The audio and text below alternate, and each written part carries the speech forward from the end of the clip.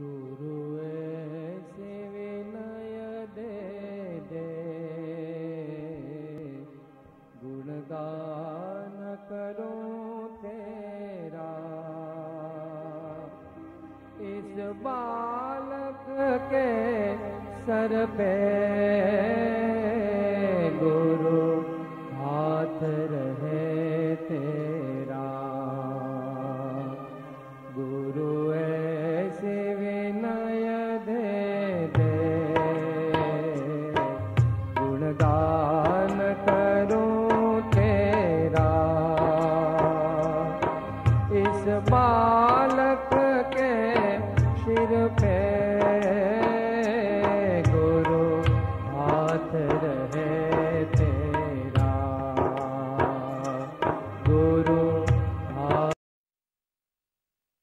तो हर एक शब्द हम एकाग्रता से सुनेंगे। क्या मेरे बारे में बोलते हैं, ऐसा इधर उधर दूसरों का मन इधर उधर जाएगा, लेकिन जिसके बारे में बोल रहे हैं उसका तो पूरा कंसंट्रेशन है, पूरा लक्ष्य उधर होगा कि मेरे बारे में क्या बोल रहे हैं।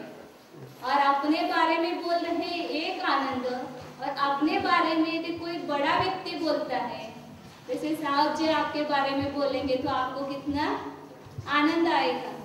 तो अपनी बात यहाँ कौन कर रहे हैं कि पंचम काल के सबसे श्रेष्ठ, सबसे प्रथम जो आचार्य कुंद आचार्य, वह अपनी बात बता रहे हैं।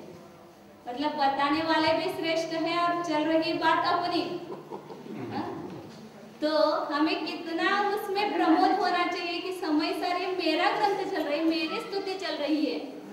यदि अखबार में अपना कुछ लेख आए तो हम क्या करते, पहले अखबार में क्या पढ़ेंगे, वो पन्ना खोजेंगे कि जिस पन्ने पर मेरे बारे में लिखा है। पहले मालूम है अपने को कितना बसा, स्पीकर कितना है, कितना बसा, स्पीकर जवळ बसा, तिथं ऐकू येते ते ह्याच्या जवळ येते का इकडं स्पीकर को इधर ले लेते। हाँ ले लेते। चलिए, तो ये अपने बारे में बात चल रही है और कुंद आचार्य के मुख से हम अपनी बात सुन रहे हैं।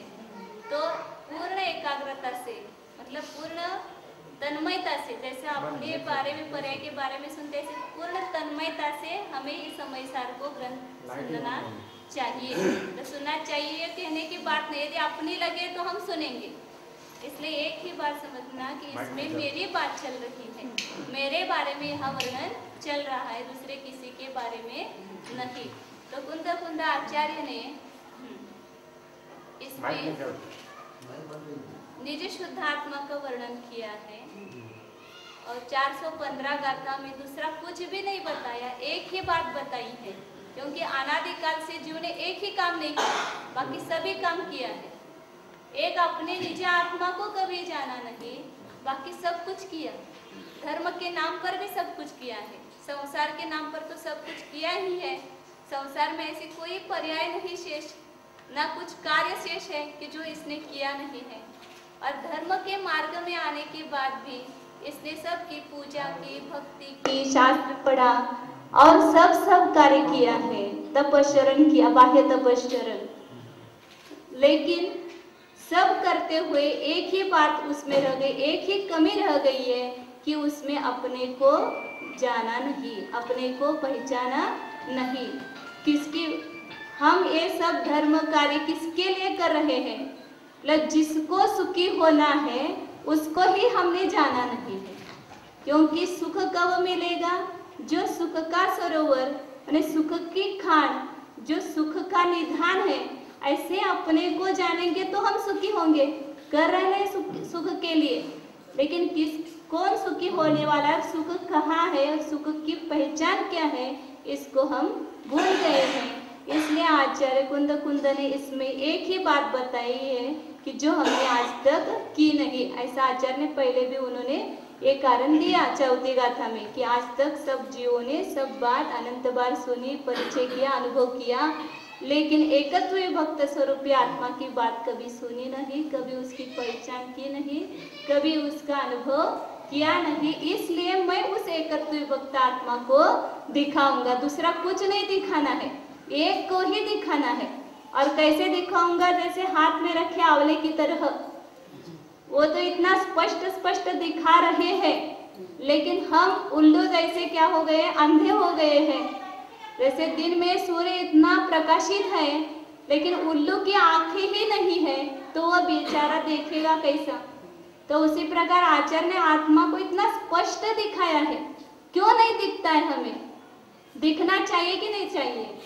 तो ऐसा अपने को नहीं, मैंने तो आत्मा को देखा, ये अपने को अंदर से महसूस होना चाहिए। जब देखेंगे तो हमने देखा, ये कहने में कुछ कमतरता नहीं है, मतलब कमजोरी नहीं है कि ऐसा न कहे। तो आचार्य तो स्पष्ट दिखा रहे हैं, लेकिन हम आंखें बंद करके उनके सामने बैठे हैं, तो हमें कैसे दिखाई देगा? तो अंदर की आंख, जो स्वसंवेदन ज्ञान की आंख है, निर्विकल्प समाधि की आंख है, उसको खोलना चाहिए, तो आत्मा दिखाई देगा। इसलिए आचार्य पहले ही बताया कि स्वानुभव प्रत्यक्षेण प्रमाणी कर्तव्य। आपने तो बहुत बार शब्द के द्वारा, शब्द श्रुति के द्वारा, द्रव्य श्रुति के द्वारा जाना, तर्क युक्तियों के द्वारा जाना, गुरु के मुख से भी जाना, लेकिन आज तक स्वानुभव प्रत्यक्ष कभी किया नहीं। इसलिए उस निज आत्मा की पहचान आज तक हमें नहीं हो पाई। लेकिन आज भी हमें निर्णय नहीं होता है कि मैंने आत्मा को जाना है। तो क्यों नहीं होता है निर्णय? क्योंकि हमने अपने अनुभव से उसको जाना नहीं, स्वानुभव प्रत्यक्ष से उसको जाना नहीं है। तो उसको जानेंगे तो हमें समयसार हाथ में आएगा और समयसार पढ़ना हमारा सार्थक होगा। इसलिए आचार्य ने एक ही बात बताई, शुद्ध आत्मा कैसा है, उसका स्वरूप क्या है और उसकी प्राप्ति का उपाय क्या है। तो पूरा आध्यात्मिक ग्रंथ है, आपने बहुत बार सुना भी होगा, ऐसा नहीं। तो इसकी टीका अमृतचंद्र आचार्य ने की है। अमृतचंद्र आचार्य की टीका से तो समयसार और भी खुल गया है, मतलब और भी अध्यात्म, उसमें अध्यात्म का रस भर गया है। हाँ, दिया पुट दिया। सोने में सुहागा बोलते हैं, यथा नाम तथा गुण। हाँ, अमृत मतलब अमृत अध्यात्म रूपी अमृत भरा है ना। मतलब समयसार यदि अमृतचंद्र आचार्य की टीका नहीं होती तो इतना उसकी प्रसिद्धि और इतना रस नहीं आता। उन्होंने बहुत आध्यात्म का रस भरा है। एक एक लाइन जब अमृतचंद्र आचार्य की पढ़ते तो ऐसा हृदय खिलता है, उसका कुछ सुहाता ही नहीं। रसने रस हो जात तच्छिन, सुने तने शिथिल बंद शिथिल थाय, जाने तने हृदय ज्ञानी तना जनाय, तू रुचता जगत में रुचि आलसे, तू रिचता सकल न्यायक देव रीझे। इस समय सार को सुने तने रसनी बंद शिथिल थाय, तुझे सुनता हूँ, मतलब इस समय सार को सुनते हैं तो संपूर्ण रस नीरस हो जाते, बाकी कहीं भी रस नहीं लगता, इसमें जो रस है बाहर नहीं है। तो ऐसा अध्यात्म अमृतचंद्र आचार्य ने इसमें भरा हुआ है। और उसके बाद 200 साल बाद जैसे आचार्य ने इसके ऊपर टीका लिखी, तात्पर्य वृत्ति नामक। अब इतने बड़े, कौन सी सदी में? 12वीं सदी में। और अमृतचंद्र आचार्य ने 10वीं सदी में इसके टीका रची है, आत्मख्याति नामक। फिर 200 साल बाद जैसे आचार्य ने इस तात्पर्य वृत्ति नामक टीका की रचना की है। तो ऐसा विचार आता है कि अमृतचंद्र आचार्य ने इतनी बढ़िया टीका लिखी, फिर उसके बाद उनको लिखने की क्या जरूरत थी, कि क्या कमी थी उसमें कि फिर वो अपनी कलम चलाए उस पर। तो इतना साहस जैसे आचार्य ने किया कि इतने बड़े आचार्य के लिखने के बाद भी टीका लिखने का फिर साहस किया। तो उसका कारण बहुत सारे मैंने उसमें दिए हैं। तो एक तो कारण यह है कि एक पहले तो अमृतचंद्र आचार्य की जो संस्कृत है वह प्रौढ़ है, बहुत भारगत से टीका बोलते हैं ना, ऐसे बड़े बड़े शब्दों का प्रयोग किया है कि जो सामान्य जनता नहीं समझ पाती। हाँ, अग्री, जो संस्कृत के तज्ञ है वो तो उसका रसास्वादन बहुत अच्छी तरह से करते हैं, लेकिन जिनको ज्यादा संस्कृत का नॉलेज नहीं है, ऐसे सामान्य लोगों के लिए वह टीका कठिन पड़ती है। इसलिए उसको सरल बनाने के लिए सामान्य जनता तक समयसार पहुंच जाए, ये एक उनकी भावना होगी। दूसरा तर्क ये है कि अमृतचंद्र आचार्य की टीका में अध्यात्म का एक उच्च लेवल है एकदम, कि उसमें कुछ उन्होंने समन्वयात्मक उनका ये नहीं है। अध्यात्म माने अध्यात्म का रस ही उसमें भरा हुआ है। तो उसको सुन करके कई लोग एकांतवादी हो गए कि इसमें तो लिखा है ज्ञानी का बंध यानी को बंध ही नहीं होता है, सम्यक दृष्टि के भोग भी निर्जरा के कारण है, ऐसे ऐसी बातें हैं अध्यात्म की। तो उसको सुन करके बहुत सारे लोग एकांतवादी होने लगे, उनके सामने ये होने लगा। तो उनको ये चिंता हो गई कि यदि ऐसा ही एकांत होने लगे तो आगम का लोप हो जाएगा। अध्यात्म तो आगम का सार है, लेकिन आगम का ज्ञान हुए बिना अध्यात्म का ज्ञान कार्यकारी नहीं है। इसलिए पहले आगम का ज्ञान जरूरत है, क्योंकि जैसा है ना, पहले दूध लिए बिना उसको जमाएंगे नहीं और उसको बिलोएंगे नहीं तो मक्खन नहीं निकलेगा। हम सीधा मक्खन ही चाहिए तो फिर उसकी कीमत नहीं। तो उसको आगम को पहले पढ़ो कि कितने द्रव्य, कितने तत्व है, कर्म कितने हैं, चारों अनुयोग जो है वो प्रयोजनभूत है, कार्यकारी है। उसको जाने बिना अध्यात्म का रहस्य भी खुलता नहीं है। अध्यात्म में अपन आते तो बहुत सारे ऐसे शब्द सुनते, उसका भाव भाषण ही हमें नहीं होता है। कि जैसे कहते कि असंख्यात लोक मात्र कषाय व्यवसाय स्थान है, लेकिन जिसने कर्णानुयोग पढ़ा नहीं उसको उसका क्या भाव भाषण होगा। मार्गनास्थान आत्मा में नहीं है, गुणस्थान आत्मा में नहीं है, जीवस्थान आत्मा में नहीं है, संकलेश स्थान नहीं, विशुद्ध स्थान नहीं, अब सब शब्द हमारे कान पर से जाते हैं, लेकिन उसका भाव भाषण क्या है, मीनिंग क्या है, यदि वह मालूम हो तो वह नहीं है, इसका हमें भाव भाषण होगा कि क्या विशुद्धि स्थान होते हैं, क्या संयम लब्धि स्थान होते हैं, उदय स्थान क्या, मार्गना स्थान क्या, ये सब इसमें निषेध किया ना समयसार में। तो किसके लिए वो कार्यकारी होगा, जिसने पहले मार्गना स्थान, जीवस्थान, गुणस्थान वो पढ़े हुए हैं, फिर उनको ये बात कहे कि ये गुणस्थान भी तेरे में नहीं है, ये मार्गना स्थान भी तेरे में नहीं है, ऐसा जब बताएंगे तो उसको उसका नास्तिक का भी भाव भाषण होगा। यदि हमें कोई कहे कि आप में ये गुण नहीं है, लेकिन वो गुण ही हमें मालूम नहीं, तो वो गुण नहीं है, इसका क्या भाव भाषण होगा। तो जो चीज नहीं है, जिसका भेद विज्ञान करना है, उसका भी हमें नॉलेज होना चाहिए। उसके बिना नास्तित्व का भी भाव भाषण हमें नहीं हो सकता है। इसलिए पहले आगम, इसलिए जैसन आचार्य को चिंता हो गई कि सब लोग खाली अध्यात्म पढ़ करके आगम नहीं पढ़ेंगे तो आगम का धीरे धीरे लोप हो जाएगा। इसलिए उन्होंने आगम और अध्यात्म इन दोनों में सुमेल बैठाने के लिए, उनकी हर एक गाथा में देखेंगे तो आगम और अध्यात्म में सुमेल है। जैसे पंचास्तिका संग्रह ग्रंथ है, आगम ग्रंथ है, वहाँ अध्यात्म कम है, उसमें 5 अस्तिकाएं, 6 द्रव्य, 7 तत्व और मोक्ष मार्ग का वर्णन किया है। तो अध्यात्म तो संक्षेप में है और आगम का ज्यादा वर्णन है उसमें, लेकिन हर एक गाथा में वहाँ आगम है तो उन्होंने हर एक गाथा के भावार्थ में अध्यात्म को भरा है। पंचास्तिकाय संग्रह लेंगे तो उसके अंतिम लाइन में पुद्गल द्रव्य का भी वर्णन आ जाए तो वहाँ क्या कहेंगे कि पुद्गल द्रव्य को समझ करके हमें क्या भाव लेना है कि ये हेय तत्व है और इससे भिन्न जो शुद्धात्मा है वह उपादेय है।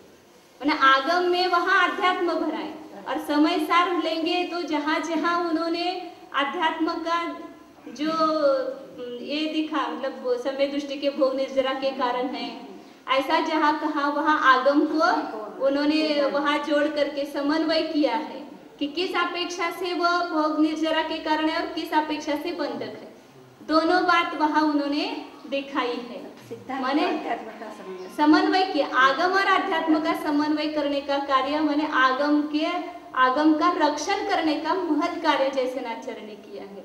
यदि वे नहीं होते तो फिर आगम क्या हो जाता, लोप हो जाता आगम का। इसलिए अपने कविवर बनारसी दास को शुरू में ऐसा ही हो गया। हाँ, बनारसी दास जी के बारे में ऐसे बहुत सारे लोगों के बारे में आता है कि उन्होंने अध्यात्म को पढ़ करके एकांत पकड़ लिया, तो उन्होंने भी बनारसी दास जी ने क्या किया कि समय सार नाटक की रचना की और उसके लास्ट में गुणस्थान द्वार दिया कि इस जीव को ये पता होना चाहिए कि किस गुणस्थान में किस प्रकार का आचरण होता है, किस प्रकार का उसकी भूमिका होती है। हम हैं निचली भूमिका में और अपने को समझ बैठे ऊपर की भूमिका में, तो फिर गड़बड़ हो जाएगी। हम गृहस्थ है, असह्य समय दृष्टि है, तो उसका आचरण भी उसी के अनुसार होगा। वहाँ तो सभी कर्मों की निर्जरा नहीं होगी, उसके अनुसार ही उतने कर्मों की निर्जरा होगी। तो ये सब पता करणान योग पढ़ने से होता है। इसलिए हर एक जगह उन्होंने करणान योग का, चरणान योग का मेल बैठा करके यहाँ वर्णन किया है। मैंने इसलिए खास करके उन्होंने टीका लिखी है। अमृतचंद्र आचार्य की टीका होने के बाद भी आगम और अध्यात्म में सुमेल बैठाना, ये उनका ध्येय था, प्रयोजन था वो टीका रचना करने का। कुछ कम बुद्धि वालों को कम सामान्य जनता और बाकी सब बहुत बातें हैं कि मुख्य ये दो बातें कि सामान्य जनता को सरलता से सहज ऐसे पढ़ते पढ़ते, जिसने संस्कृत भी नहीं पढ़ा है तो भी उनकी टीका पढ़ेंगे तो कुछ ना कुछ भाव ख्याल में आता है जयसेनाचार्य की टीका पढ़ने से। लेकिन अमृतचंद्राचार्य की टीका पढ़ेंगे तो कहाँ से चालू किया, कहाँ से उसका अर्थ करना और कहाँ खत्म करना, 6 लाइन की एक पंक्ति है, एक वाक्य है, 6 पंक्तियों में एक वाक्य पूरा होता है। ऐसे बड़े बड़े वाक्य हैं, ऐसे विशेषण, ऐसे शब्दों का प्रयोग उसमें किया है। तो वो तो अद्वितीय है, अमृतचंद्र आचार्य की टीका अद्वितीय। उसके तुलना में कोई इस भारत भूमि पर कोई अन्य मत में भी या जैन मत में भी इस प्रकार की टीका देखने को नहीं मिलेगी। ऐसी बेजोड़ है, अद्वितीय है, लेकिन वह सामान्य जनता के लिए कठिन होती है। तो यहाँ अभी तो अमृतचंद्राचार्य की टीका पढ़ी होती है। अभी अमृतचंद्राचार्य की टीका पढ़ी होती है। हाँ, हम पढ़ते हैं, या रोज पढ़ते हैं ना अमृतचंद्राचार्य की टीका। रोज शाम के स्वाध्याय में अमृतचंद्राचार्य की टीका पढ़ करके, संस्कृत में पढ़ करके उसका अर्थ किया जाता है। नहीं, अमृतचंद्राचार्य की पढ़ते नहीं, वो तो आपने पीएचडी जो किया है वो तात्पर्य वृत्ति पर किया। हाँ, तात्पर्य वृत्ति पर किया। और जो अमृतचंद्राचार्य की टीका है वो योग्य संदर्भ में और योग्य व्यक्ति को पढ़नी चाहिए। जिसके मुमुक्षु के कुछ भी लक्षण नहीं है वो पढ़ेगा तो उसके लिए वो कार्यकारी नहीं है। पंडित बन जाएगा या आप कुछ बोलने को भी सीख जाएगा, दूसरे को भी सुनाएगा, मगर उससे अपना कल्याण नहीं होगा, क्योंकि भगवान ने तो राग द्वेष घटाने की ही बात की। ऐसा क्यों कि आज बुद्धमान लोग भी ऐसे अपन उनकी थोड़ी ऐसे कोई पढ़ रहा है तो अपन देखे शब्द को टोल कर तो भी सामने आ सकती है ना, अमृतचंद्राचार्य आ सकती है। हिंदी भी हुई है ना उसकी, हिंदी से पढ़ सकते। संस्कृत उसका अर्थ नहीं आए तो हिंदी का अर्थ तो लिखा हुआ है, तो हिंदी से पढ़ेंगे तो समझ में आएगा। लेकिन उनका कहना है कि जिसको कोई पहले नॉलेज नहीं है, जो प्राथमिक शिष्य है, वह यदि पढ़े तो फिर उसको एकांत हो सकता है।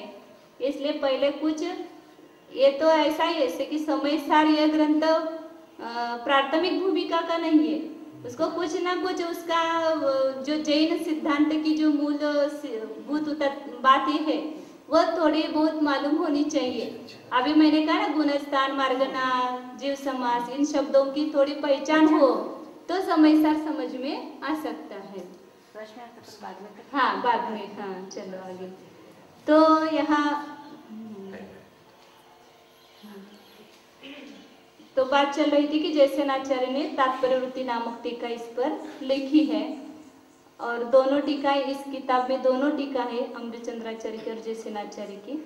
उसमें अभी हम प्रकरण लेना चाहते थे, आज टाइम तो हो गया, अभी थोड़ा सा टाइम है, चालू कर दे, फिर कल टाइम मिलेगा तो आगे प्रकरण ले लेंगे। तो उसमें 8वां अधिकार है मोक्षाधिकार। हाँ, उसकी चर्चा प्रारंभ करते हैं जितनी हो सके उतनी।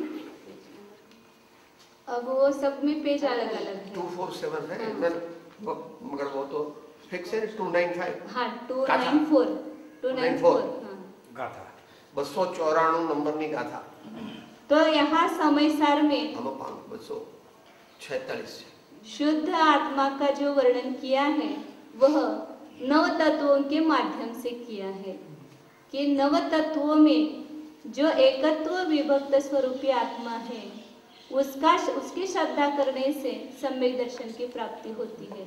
हम नव तत्वों को तो जान लेते हैं, शब्दों के द्वारा उसकी परिभाषा पढ़ लेते हैं, लेकिन उन नव तत्वों का जो निश्चय से जो अर्थ है, मतलब उसमें जो निश्चय से एकत्व स्वभाव को देखना है उसको देखते नहीं है, इसलिए नव तत्वों का श्रद्धान भी हमारा समीचीन नहीं हो पाता है और सम्यक दर्शन की प्राप्ति नहीं होती है। तो नव तत्वों में जो एकत्व स्वरूप है, जीव अजीव, आश्रव, बंध, संवर, निर्जरा, मोक्ष, पुण्य और पाप, इन नव तत्वों के इसमें सब एक एक अधिकार दिए हैं। तो इसमें एकत्व स्वरूपी जो आत्मा है नव तत्वों में रहने वाला, जैसे जो सोना है वह सोना कहीं अलग नहीं मिलेगा। जो सोना अपन खान से लाते हैं, सुवर्ण पाषाण, कनक पाषाण, उसी को कृत्रिमा और कालीमा निकाल करके उसमें से शुद्ध सोना निकलता है। तो शुद्ध सोना उस सुवर्ण पाषाण में था और वही शुद्ध सोना बाद में प्रयोग के द्वारा प्रकट होता है। तो और जब उस सुवर्ण पाषाण को खान में से लाया जाता है तो उस पर प्रक्रिया की जाती है। तो पहले एक ताव उसको दिया जाता है तो उसका एक कलर चेंज होता है, फिर एक बार उसको तपाते तो फिर उसका कलर चेंज होता है। पुट देते ना उसको, तो 16 पुट उस पर 16 ताव बोलते, 16 ताव देते हैं तो सोना शुद्ध होता है। तो उसमें वो 16 ताव में उस सोने के अलग अलग कलर दिखाई देते हैं, लेकिन उसमें शुद्ध सोना तो एक जैसा ही है सभी अवस्थाओं में। उसी प्रकार ये जो नव तत्व है, जीव, अजू, आश्रव, बंध वगैरह, तो इन सब तत्वों में देखा जाए तो एक शुद्ध आत्मा ही है। आश्रव तत्व में भी आश्रव को गौण करो तो क्या दिखेगा? शुद्ध आत्मा दिखाई देगा। बंध में भी शुद्ध आत्मा है। संवर, निर्जरा, मोक्ष, पुण्य, पाप, इन सब तत्वों में एकत्व पर्याय दृष्टि से देखे तो आश्रव दिखाई देता है, बंध दिखाई देता है, संवर, निर्जरा, मोक्ष, पुण्य, पाप दिखाई देता है। लेकिन उसी समय पर्याय दृष्टि की आंख बंद करके हम द्रव्य दृष्टि से उस पर देखते हैं, उस तरफ देखते हैं तो क्या दिखाई देता है? शुद्ध आत्मा दिखाई देता है और उसको देखने से सम्यक दर्शन की प्राप्ति होती है। तो यहाँ मोक्षाधिकार में प्रारंभ में चर्चा की है मोक्ष के कारण की। तो मोक्ष कैसे होगा? क्योंकि आज तक हम किस लिए प्रयत्न कर रहे हैं कि सुख की प्राप्ति के लिए, मैंने दुख से छूटने के लिए, दुख से छूटना ये मोक्ष है ना। दुख से छूटने के लिए हर एक कार्य दुख से छूटने के लिए करते हैं, यानी मुक्त होने के लिए दुख से। तो उस दुख से मुक्ति, मोक्ष कैसे मिलेगा? इसी की खोज में है ना। भक्ति करने से मिलेगा या शास्त्र पढ़ने से मिलेगा या ध्यान करने से मिलेगा या किससे मिलेगा? इसकी खोज में हम हैं। सच्चे आनंद की प्राप्ति, सच्चे आनंद की प्राप्ति, सच्चे आनंद के अनुभव करने के लिए। तो फिर यहाँ पहले आचार्य ने ये उसके मोक्ष के कारण की मीमांसा की कि कोई जीव बंधन में बंधा हुआ है और फिर वह यह सोचता है, बंधन के बारे में सोचता है कि मुझे ये बंधन हुआ है। तो जो बेड़ी उसको डाली है, साखल क्या बोलते, बेड़ी, हाँ बेड़ी है, वह कितनी मजबूत है, किससे बनी है, किसने बनाई है, हाँ इसका वह ज्ञान करता है। बंधन में बैठा हुआ जीव, तो वह बंधन से मुक्त होगा क्या? तो बेड़ी के केवल ज्ञान से वह बंधन से मुक्त नहीं हो सकता है, क्योंकि उससे क्या उसको मुक्ति मिलेगी? फिर उसके बारे में बहुत सोचता है, चिंतन करता है, तो भी उससे मुक्ति नहीं होगी। यदि उससे मुक्ति चाहिए तो उसे क्या करना पड़ेगा कि बेड़ी को काटना पड़ेगा, मतलब उससे छूटना पड़ेगा। वह बंधन से छूटेगा तो ही वो मुक्त हो सकेगा। यानी बंधन को, बेड़ी को तोड़ना ये उससे छूटने का उपाय है। तो उसे सोचना ये चाहिए कि मैं इससे कैसे छूटूं, छूटने का उपाय क्या है, ये सोचना चाहिए। तो केवल बंधन के बारे में सोचने से उसको मुक्ति नहीं होगी। तो इस जीव ने आज तक शास्त्र भी पढ़ा है, तो केवल इतना ही पढ़ा कि बंधन किसको कहते हैं, बंधन के भेद कितने हैं, बंधन कैसे कैसे किस किस परिणाम से बंधन होता है, ये सब कर्णान योग संबंधी उसने बात बहुत पढ़ी है। लेकिन खाली उसके ज्ञान में ही संतुष्ट हो गया कि मैंने इतना जान लिया, मैंने बहुत कुछ पढ़ लिया तो मुझे मिल गया, ऐसा करके उस कर्म बंधन के ज्ञान से संतुष्ट हुआ, तो उसको मुक्ति आज तक नहीं हुई। ज्यादा से ज्यादा उसके बारे में चिंतन किया, मैंने ध्यान किया, अपाय विचय, विपाक विचय, कहते हैं संस्थान विचय, ये सब धर्म ध्यान है, लेकिन ये सब व्यवहार धर्म ध्यान है। उसका चिंतन करने से भी उसको मुक्ति नहीं होगी। तो कैसे मुक्ति होगी? बंधन को तोड़ने से ही उसको मुक्ति मिलने वाली है। तो यहाँ कहते कि बंधन को तोड़ना है, तो उसका कारण क्या है, मोक्ष का कारण क्या है? ऐसा प्रश्न पूछने पर आचार्य ने कहा कि बंध को छेद करके यह जीव मोक्ष को प्राप्त करते हैं। तो इतना ही मोक्ष का कारण है क्या?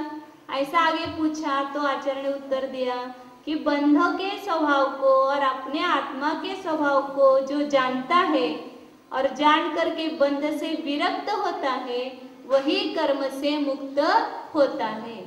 तो फिर आत्मा और बंध को दो करना, माने उसका भेद करना, ये उससे बंधन से छूटने का उपाय है।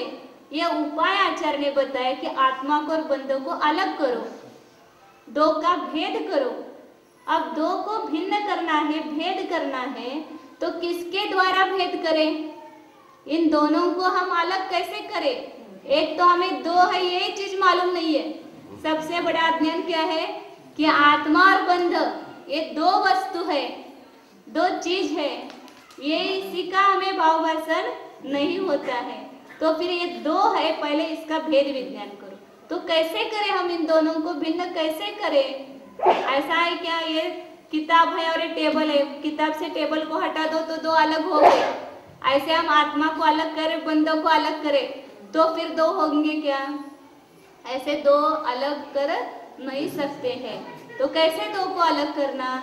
तो उसका उपाय इसमें बताया 294 नंबर गाथा में।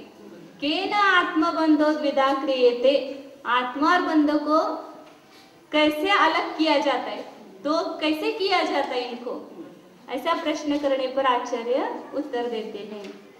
जीवो बंधो यतः छिद्यन्ति सलक्खनेहि निययेहिं पन्नाच्छेदनयेन दु छिन्नानानर्तमावण्णा।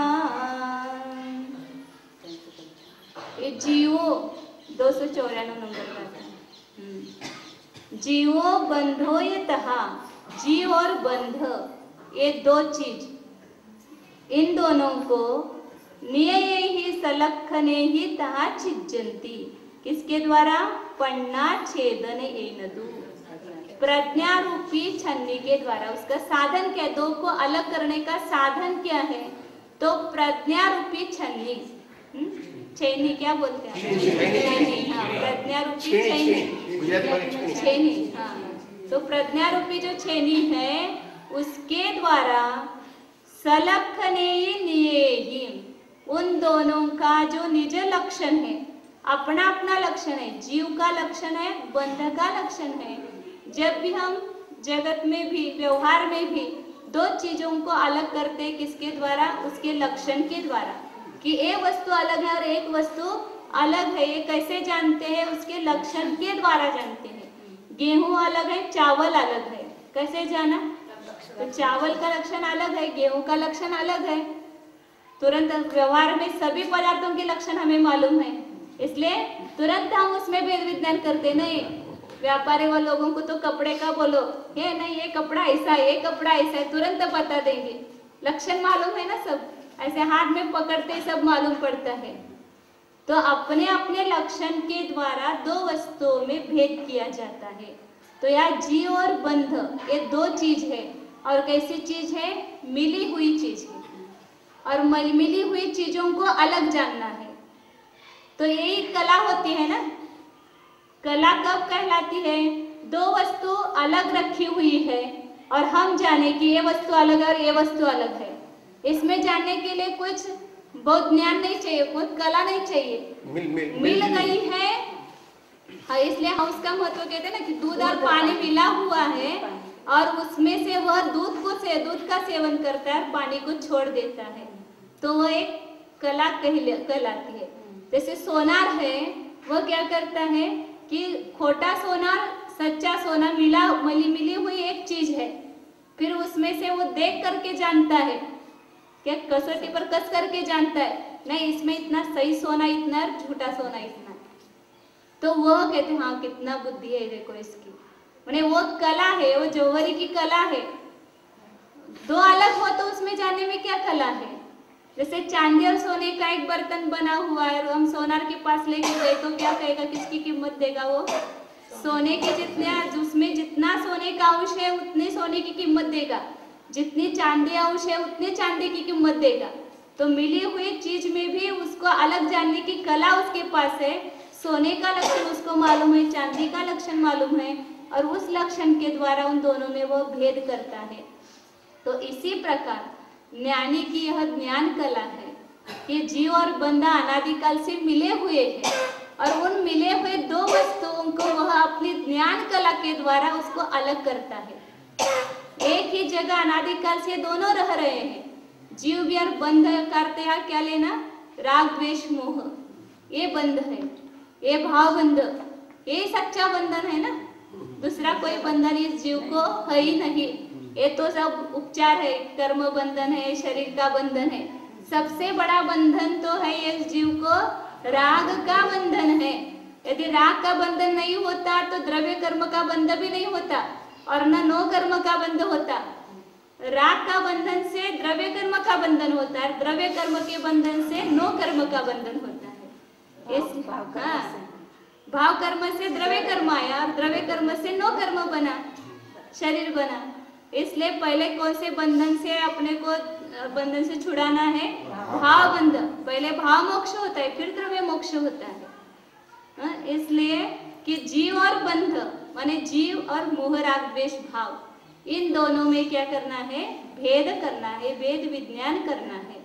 तो ये दो अनादिकाल से मिले हुए हैं। अभी भी अपने यहाँ दोनों है, जीव भी है विद्यमान और बंध भी है। तो इसमें अपनी कला है कि इसमें बंध कौन है और जीव कौन है। ये जीव का लक्षण क्या है और बंध का लक्षण क्या है, उसको लक्षण के द्वारा दो को अलग करो। और वह लक्षण के द्वारा यहाँ आचार्य ने अलग किया है। जाना है कि जो चैतन्य है वह जीव का लक्षण है। जानन चैतन्य चैतन्य चैतन्य रूप जो है वह जीव का लक्षण है।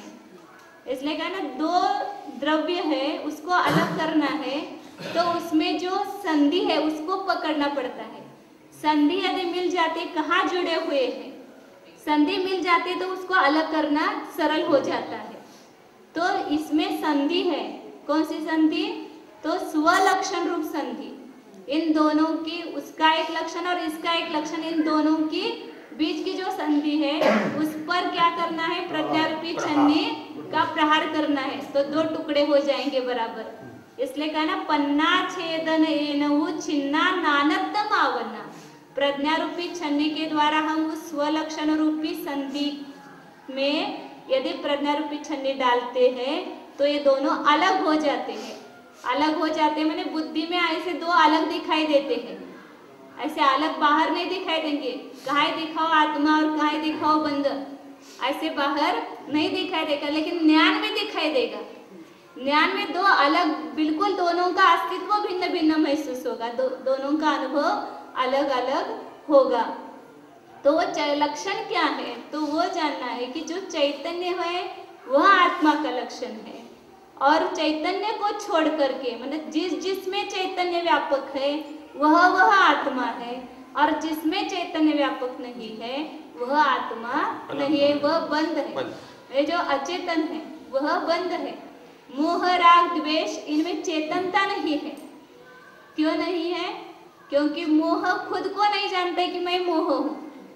मोह को जानने वाला कौन है? आत्मा है, ज्ञान है। ज्ञान जानता है कि ये क्रोध है, ये मान है, ये माया है, ये लोभ है। वे तो ज्ञेय है, वे तो जानने योग्य है, जानने वाले नहीं है। हाँ, ज्ञेय है और वो हेय भी है, जानने योग्य है और छोड़ने योग्य है। तो इस प्रकार इन दोनों के लक्षण को हम जानते हैं तो दोनों अलग हो जाते हैं। एक है फिर भी हमारी बुद्धि में दोनों एक है, मतलब एक जगह रह रहे हैं, दोनों का अस्तित्व अलग है, लेकिन हम जानते नहीं है क्योंकि न्याय की निकटता के कारण हम उनको एक मानते हैं और उनको भिन्न भिन्न जानते नहीं है। लेकिन जब हम बुद्धि रूपी छन्नी प्रज्ञा माने उत्कृष्ट ज्ञान, सही ज्ञान, वास्तव में ज्ञान क्या है कि दोनों को अलग जानने वाली जो बुद्धि है वही प्रज्ञा है। उस प्रज्ञा रूपी छन्नी के द्वारा उस पर घाव करते, उस पर मारते हैं, प्रहार करते हैं तो दो अलग हो जाते हैं। इसके बाद से आगे की बात कल करेंगे, अभी टाइम जैसा मिलेगा वैसा।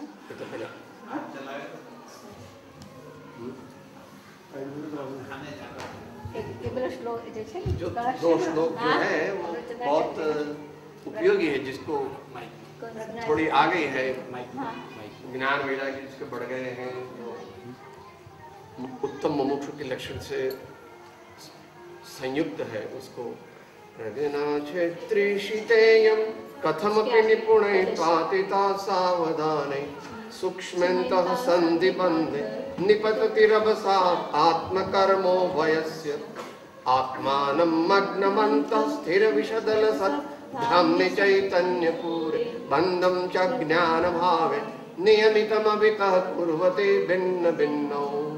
इसके आगे कलेश है सिद्धान्तोऽयं सिद्धान्तोऽयमुदात्त चित्तचरिते मोक्षार्थिभिः सेव्यताम् शुद्धं चिन्मयमेकमेव परमं ज्योतिः सदैवास्म्यहम्। एते ये तु समुल्लसन्ति विविधा भावा पृथग् लक्षणा तेऽहं नास्मि यतोऽत्र मे मम परद्रव्यं समग्रापि तेऽहं नास्मि यतोऽत्र ते मम परद्रव्यं समग्रापि। इनके माध्यम से ध्यान इसके आगे कलेश 2 मिनट ये करते ध्यान करते।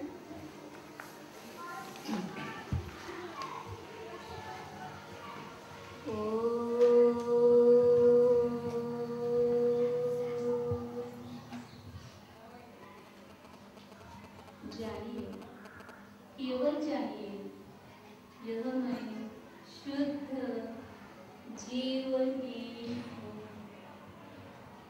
अपनी प्रज्ञा रूपी छन्नी के द्वारा जानिए, यह मैं चैतन्य स्वरूपी ही हूँ। यहाँ जो कुछ चैतन्य का प्रतिभास हो रहा है वह मेरा अस्तित्व है, और इस चैतन्य को छोड़कर जो कुछ यहाँ प्रतिभासित हो रहा है वह मैं नहीं हूँ। जानिए, यह शरीर जड़ है, अचेतन है, स्पर्श रस गंध वर्ण युक्त है, यह मैं नहीं हूँ।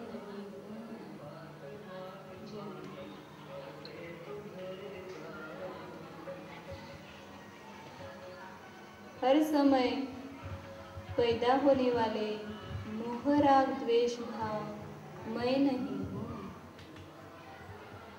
रागादिक भाव अध्रुव है,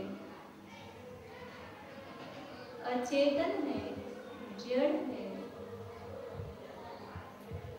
औपाधिक है, पर संयोग से हुए हैं। मैं दुखदायक है, दुख स्वरूप है।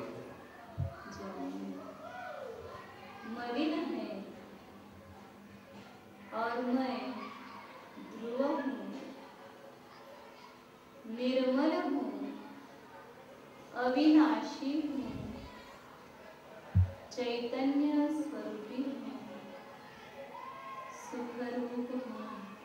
जानिए, दो वस्तुओं को अपने प्रज्ञा रूपी छन्नी के द्वारा भिन्न कीजिए। अपने स्वसंवेदन ज्ञान के द्वारा निज आत्मा को जानिए, अपने अस्तित्व को जानिए। मेरा अस्तित्व मेरे में है, शरीर में मेरा अस्तित्व नहीं है।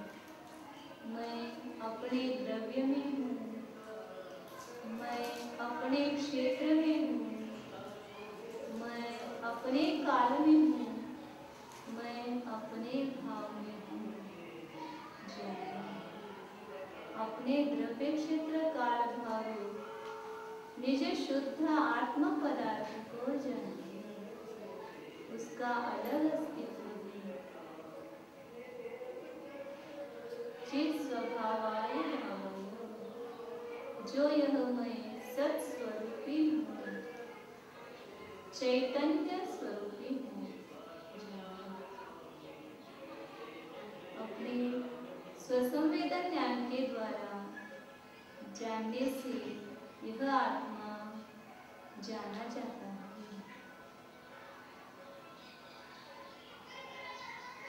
चैतन्य स्वरूप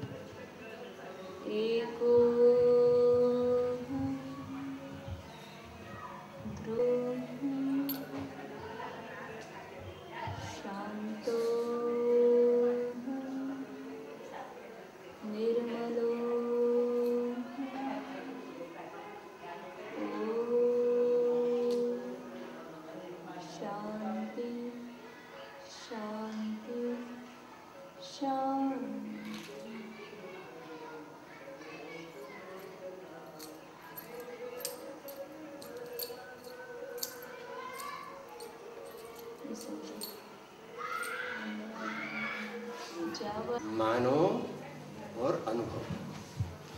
जानना माने अनुभव ना। जगत के जीवों को ज्ञान हो, ऐसा ही शाब्दिक ज्ञान को ज्ञान कहते हैं। ऐसा ही, क्योंकि वो अनादि की टेव है। ये जानो, ये क्या है मौसम्बी, ये क्या है नारंगी, ये क्या है एप्पल, ये क्या है तरबूज। ऐसा है वो जानना चाहता है। जानने का कोई शब्द का ज्ञान। हाँ, शब्द ज्ञान से जानना ही हो जाएगा। कभी कोई 10 बार ये बोलो तो एक बार ये भी बोलो, जानो मानो अनुभव, जानो मानो अनुभव। मूल मार्ग में छिड़ त्रणेय अभेद परिणाम से जયારે वर्तेते आत्मा। तो आप हैव टू बी केयरफुल, ऐसा नहीं होता।